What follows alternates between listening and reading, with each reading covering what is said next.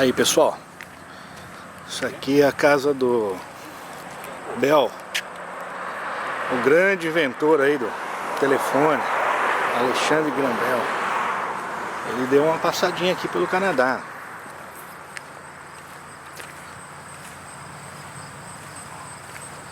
E esse aqui foi um dos lugares onde ele morou, né? Lugar bastante sossegado. Vamos ver aqui, conhecer um pouquinho de história.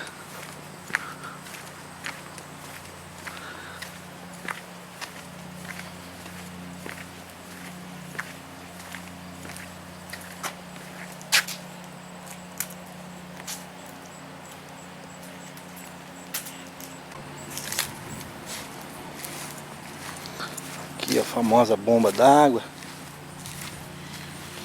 Imaginar que um grande inventor provavelmente um dia manuseou essa bomba aqui.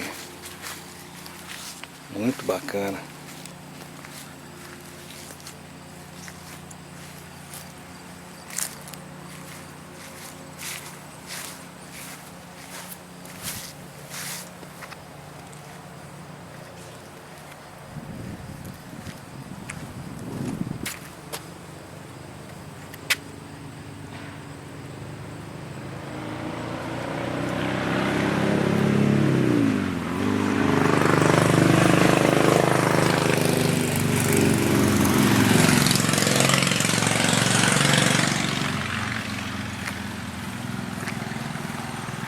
Aí está, ó, a residência dele.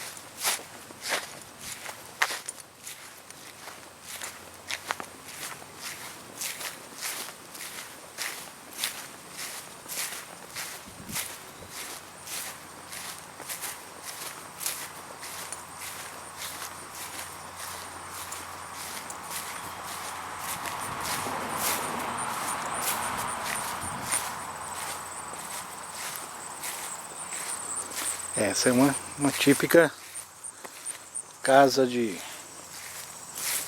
fazendeiro aqui, não é, pessoal? Agricultor.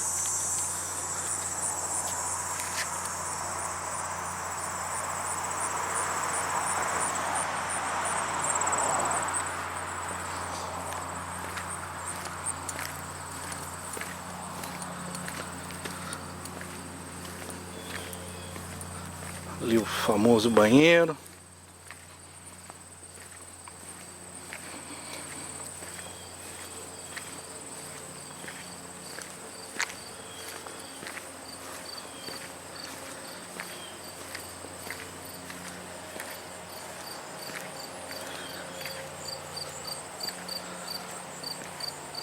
Casa bem grande.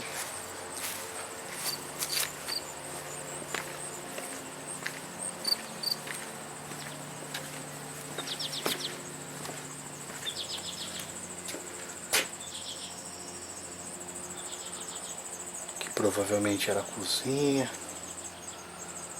Caminha aí para descanso.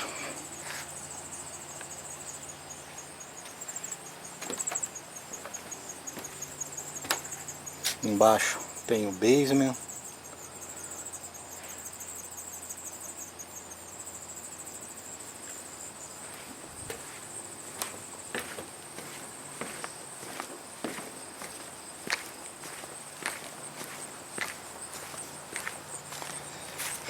devagarzinho, bem cuidado.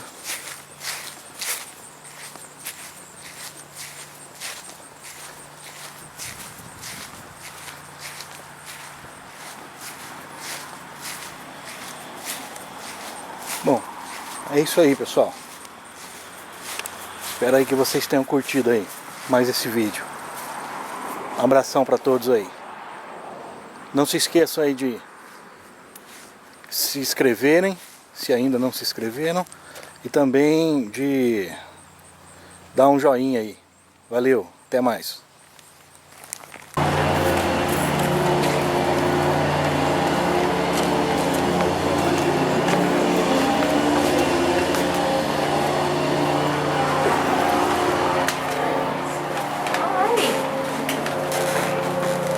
So now I will say that in the video you just watched, there is a small error in narration. The Bells came from Scotland to Brantford, and then Alec got a teaching position down in Boston, instead of going from Boston to Brantford. But this is the house that his parents purchased when they brought him to Canada in the summer of 1870. And they paid $2,600 for this house and 13 acres of farmland. They'd never farmed before coming to Canada. His parents had always lived in the city and had raised their family there. But since they managed to buy a small farm, his parents decided they would keep it up. So it consisted mostly of fruit orchards, pears, apples, cherries, and plums, and poultry and fowl. So chickens, turkeys, ducks, and geese. There were about 80 birds in total, sort of roaming the grounds. And a couple of pigs each year, and a cow and a horse. And now, he was American citizen, but he actually lived the last 25 years of his life in Nova Scotia, and he's buried on his summer estate there as well. Mm-hmm. Although Mabel did have, he died an American citizen put on his tombstone. Really? So, just to her that was very important. Yeah. His mother was horrified when he took an American citizenship because at the time they came here, it hadn't been that long since the American Civil War, and she was worried that if there was another conflict, he could be conscripted. So that was sort of not really a huge concern, actually, but still, to her mind, it was. Sure. So this is the family's library, and for them, it functioned very much like a living room does in a modern house. So this is about as casual as living gets in the Victorian era. So not terribly casual, but this is where the family would gather in the evenings. It's also where you could find Melville Bell, Alexander's father, when he wasn't out in his fields. He was a teacher as well. He was a professor of speech and elocution at the University of Edinburgh before the family came to Canada, a position he'd held for about 25 years. And so when they came here, he knew he didn't want to work in another university setting, but he still wanted to teach. But what he really wanted to do was focus on helping those with real speaking problems. Back at the university, he was training the students in public speaking and smoothing out heavy Scottish accents and that sort of thing. The work he really loved was helping those who had real speech issues, who were having trouble communicating.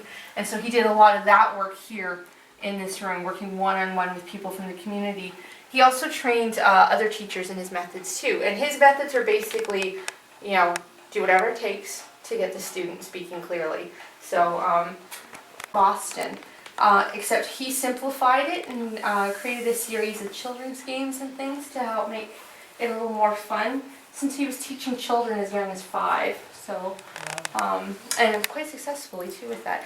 Also, in letters back and forth to each other, Alec and his father, if they wanted to represent how somebody was talking, if they thought somebody had a particularly interesting accent, they would just write it out in the letter and symbols. So, and that's his father's desk there. Melville actually took the desk with him to Washington. He didn't sell that because he liked it. But the books inside actually came with them to Canada. They didn't bring much furniture with them, just one table. But they brought crates full of books and crates full of photographs and paintings, and those were the bulk of the items that they took to Washington with them as well when they left this place. 10 years younger. After they married, she gave up her professional painting career, but continued to do portraits of the family and large watercolor landscapes like the one in the hallway. So that's Alec and his brothers. So that's Alexander Graham Bell at the age of 5. That's his younger brother Edward, 4 years old. And that's his older brother Melly, or Melville, named for their father, at the age of 7. And we can date it by what the boys are wearing, since the 2 younger boys are still in their dresses, but Melly is in his tunic and trousers. And little boys wore dresses until they were old enough to go to school in the 19th century. So, and they do look very sweet and angelic, but apparently they were not. In Alec's reminiscence, he said that they did cause a lot of trouble for their parents. They ran all over Edinburgh. Alec started what he called his natural history museum in the attic of his parents' home, which was basically any odd specimen he dragged home from the park, including, you know, squirrel skeletons and stuff like that. And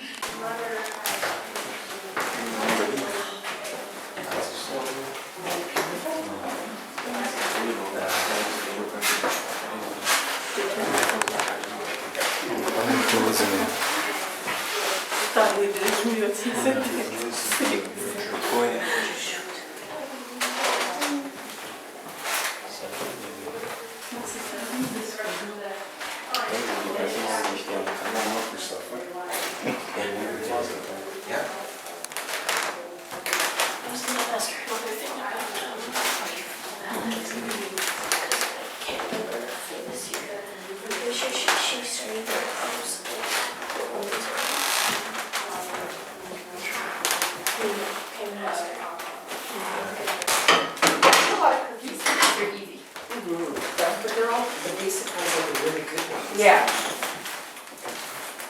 I just wanted to, just if you guys said it. And of course, we need to creep you.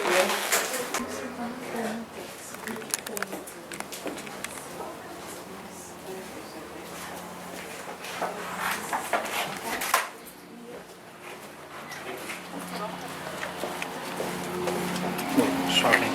Ben?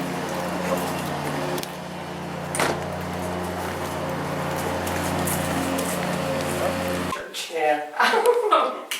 And then Alec himself, yeah, he said when he was little he was quite like the sober little churchgoer, and as he got older and more into science, he started to kind of step away. Although he did go to services with his mother when he was here, because then he would sign the sermon for her so she could understand what the minister was saying. At first they would go to Grace Anglican downtown, but then they started going to Farringdon, which is sort of a non-denominational independent church at the end of the road here. Okay. So the church building that's there now wasn't the one that was there when the bells were here, the little stone building. And it's a funny little place. They have a rotating sort of thing with ministers. So for a couple of years they'll have an Anglican minister, and then for a couple of years they'll have these. Yeah, and it's all like British sort of denominations. So, you know, yeah, Anglican, Protestant, yeah. United. Yeah, it just goes through Presbyterian and then back again. So it's mother like that. And it's just down the road. So, because to get into Grace in the winter time can be a little bit of a hassle. So yeah. So this is his work table. This is his bedroom, in fact. It wasn't supposed to be his room when they built this onto the house. It's supposed to be a workroom for the whole family to use. But Alec liked to stay up all night and sleep all morning, which didn't really go with his parents' farming life. And he said he got his best work done when everyone else went to bed at 10, because they couldn't interrupt him. And then he would work till about 2 or 3 in the morning and then sleep. And he said it had to be either the full 8 hours or no sleep. Anything between no sleep and 8 hours, he'd have migraines for the rest of the day. And so he got this space for his own use. That way he could work all night, sleep all morning. And then this is the transmitter. So hold it to your ear like this. The diaphragm comes off all the time. So. And it worked, it was successful, but the big test for Alec was long distance. So he brought the receiver and this transmitter to Brantford to test. So the first test was between Brantford and Mount Pleasant over the Dominion Telegraph Company's line. The second test was the musical entertainment. The third test was once again over the telegraph line between Brantford and Paris. And that was the big one. And because so many people wanted to be a part of that, he had his friend James Cowherd, a local tinsmith, who would later start Canada's first telephone factory, built this. So 3 people could speak into the device at once.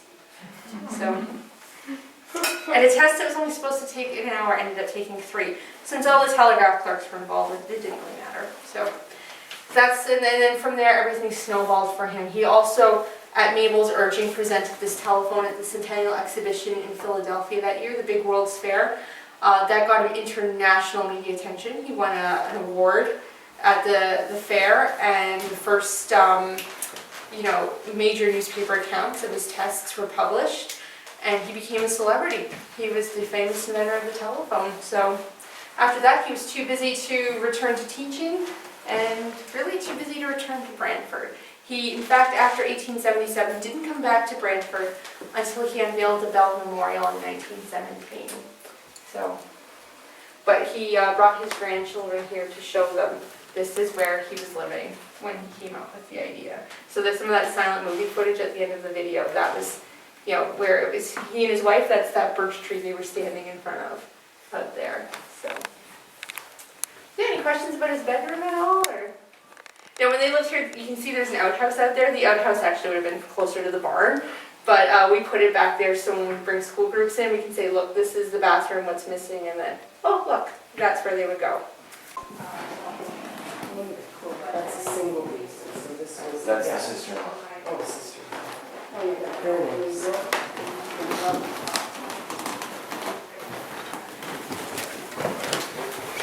Very nice. And then they've got that. You want a friend who's involved around looking at if we know where the brick style is. So did you figure out the Whose wedding dress? It's one we had made for a special event. We staged a Victorian wedding here. Oh, nice. Yeah, we had a couple volunteers portray bride and groom. Oh, nice. Traditionally, that doesn't have to be rather than at church.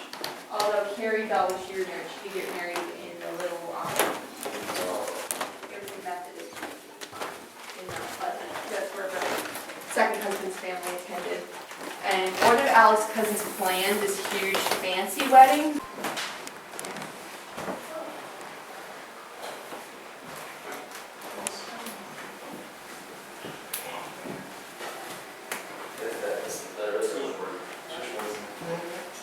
Cool.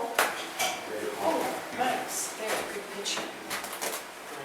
No, stand up.